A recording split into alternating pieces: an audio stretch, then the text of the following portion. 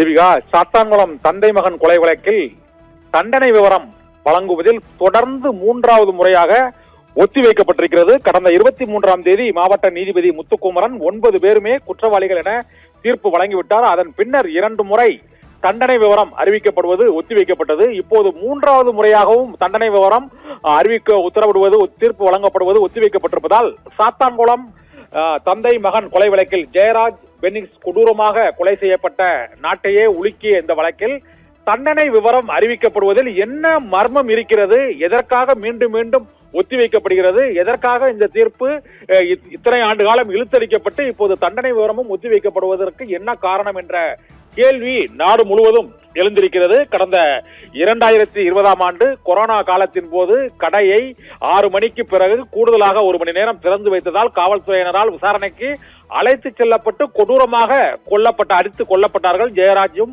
பென்னிக்ஸும். சாத்தான்குளத்திலிருந்து 60 kilometre தொலைவில் உள்ள கோயில்பட்டி கிளை சிறைச்சாலைக்கு அவர்கள் கொண்டு செல்லப்பட்டது ஏன்?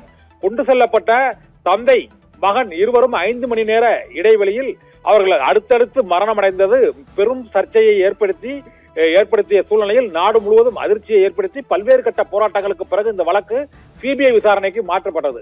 சிபிஐ விசாரணைக்கு மாற்றப்பட்டு 6 ஆண்டுகளாக தொடர்ந்து விசாரணை, எந்த லாக்அப் டெத் வழக்கிலும் இல்லாத அளவுக்கு இதில் காவல்துறையினரே நேரடி சாட்சியமாக காவலர்கள் பியூலா, ரேவதி உள்ளிட்ட காவலர்கள் அன்று பணியில் இருந்தவர்கள் காவல்துறையினரால் தாக்கப்பட்டதை அவர்கள் நீதிபதி முன்பு வாக்குமூலமாக அளித்தது இந்த வழக்கில் மிக முக்கிய சாட்சியமாக ஆனதால் அந்த வழக்கில் தொடர்புடைய இன்ஸ்பெக்டர் ஸ்ரீதர் மற்றும் அங்கு எஸ்ஐகளாக இருந்த ரகு கணேஷ் மற்றும் பாலகிருஷ்ணன், இது தவிர காவலர்களாக இருந்த முருகன் மற்றும் முத்துராஜா, செல்லத்துறை, தாமஸ் பிரான்சிஸ், வேல்முத்து ஆகிய 9 பேரும் குற்றவாளிகள் என அறிவிக்கப்பட்டது கடந்த 23ஆம் தேதி. இன்று தேதி 6, அடுத்த மாதம் 6ஆம் தேதி ஆகிவிட்டது. ஏப்ரல் மாதம் 6ஆம் தேதி, மார்ச் மாதம் 23ஆம் தேதி தீர்ப்பு வழங்கப்பட்டு விட்டது.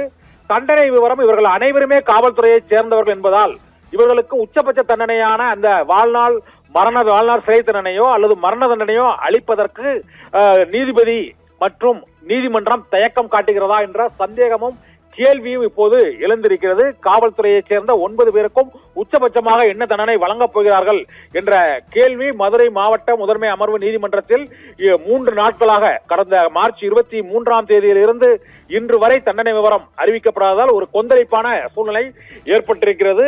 அப்பாவி வியாபாரிகளான ஜெயராஜ், பென்னிக்ஸ் இருவரும் சாத்தான்குளம் காவல் நிலையத்திற்கு அழைத்து செல்லப்பட்டு அவர்கள் அங்கு கடுமையான காயங்களால் அவர்கள் மருத்துவமனையில் உரிய சிகிச்சை அளிக்கப்படாமல் அந்த சாத்தான்குளத்திலிருந்து கோயில்பட்டி சிறைச்சாலைக்கு அவர்கள் பயணித்து அந்த சிறைச்சாலையில் அடைக்கப்பட்டதுதான் காரணம் என்ற குற்றச்சாட்டு எழுந்திருக்கிறது. இது தொடர்பான பல்வேறு விசாரணைகள் நடத்தப்பட்டு அவருக்கு உடனடியாக அவர்களுக்கு மருத்துவ சிகிச்சை அளிக்கப்பட்டிருந்தால் உயிர்கள் காப்பாற்றப்பட்டிருக்கலாம் என்றும் கருத்துக்கள் மருத்துவர்கள் மூலமாக கூறப்பட்டது.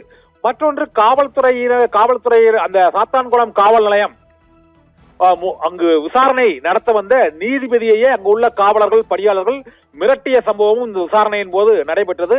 இதனால் சாத்தான்குளம் காவல் நிலையமே ஒரு 3 நாட்கள் வருவாய்த்துறையின் கட்டுப்பாட்டில் எடுத்து சென்ற ஒரு இதுவரை குற்றவியல் வழக்கு விசாரணையில் நடைபெறாத ஒரு சம்பவமும் சாத்தான்குளம் வழக்கில் நடைபெற்றது.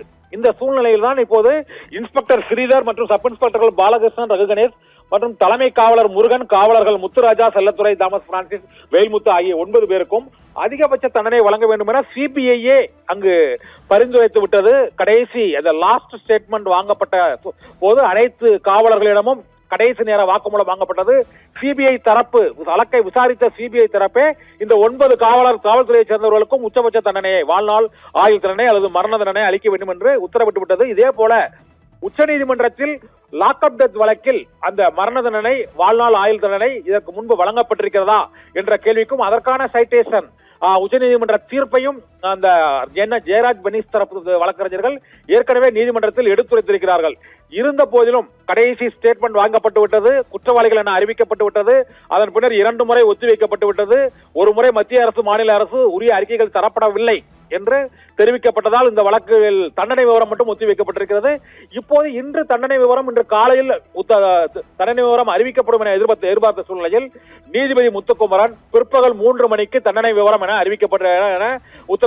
அறிவித்திருக்கிறார். இதனால் சாத்தான்குளம் ஜெயராஜ், பென்னிக்ஸ் வழக்கானது தேர்தல் காலத்தில் முக்கிய பாரதூரமான விளைவுகளை அரசியல் ரீதியாக ஏற்படுத்துமா? அதனால்தான் தண்டனை விவரம் ஒத்திவைக்கப்படுகிறதா? விசாரணை முடிந்தும் குற்றவாளிகள் என அறிவிக்கப்பட்டும் ஏன் தண்டனை அறிவிப்பதில் தாமதம் ஏற்படுகிறது?